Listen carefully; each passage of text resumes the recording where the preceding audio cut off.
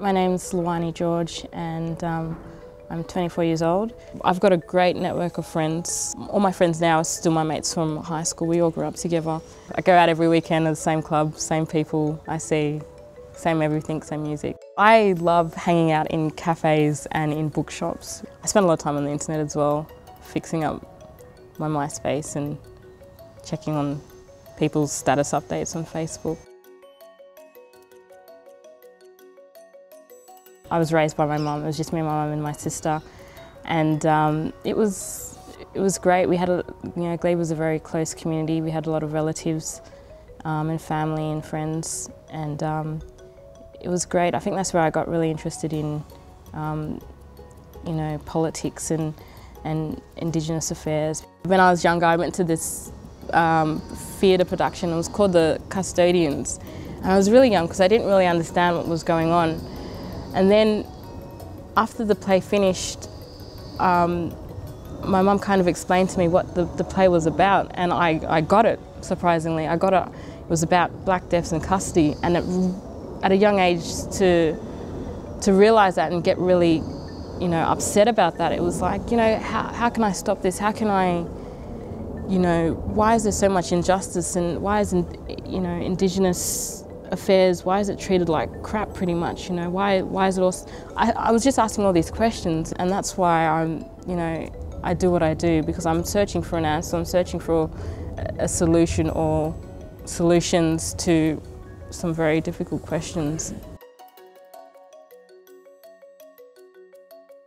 I'm co-writing a book with a friend about identity in Australia, and it's about growing up black in Australia. And I was fortunate enough to get a grant to write the book, and that's hopefully in the next 6 months I can get the stories and put it together. A couple of years ago my grandmother passed away, and me and my sister were talking, and we were talking about some of the stories that my grandma used to say, and I'm like, I wonder why no one was able to record any of her stories. I mean, they're classic stories, and there's a whole generation of experience that we don't have. Like, it's just a memory now. And I thought, you know what, my story is still to come. I'm still quite young. I've still got all these years to write my story. Why don't I record and write some of their stories, get their stories down? Because that's that culture right there. That's our history, and that's what's going to keep us strong and keep us proud and keep us striving for whatever we want to achieve. So let's record these stories and have it as a cultural resource for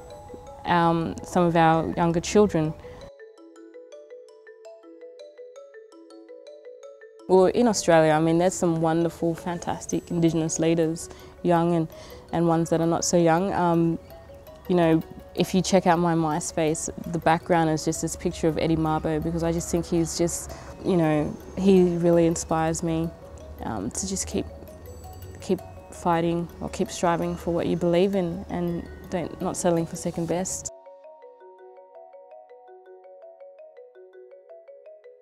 The things that challenge me the most is definitely time, because obviously I'm doing this in my spare time. I have to work to get paid, and but if I could, I would work on this stuff 24 hours a day, because it's just something that's within me and I'm really passionate about. So time's definitely a big challenge.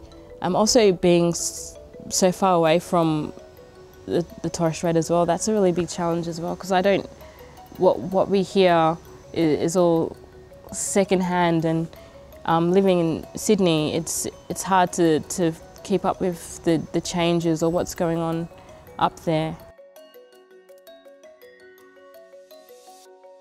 I've been given so many opportunities. I want to share those opportunities, and I want to get my young people involved with Oxfam initiatives, with other youth initiatives, so that can better their skills, and they can eventually do the same thing for other young people. So it's about, you receive something, but you also give back.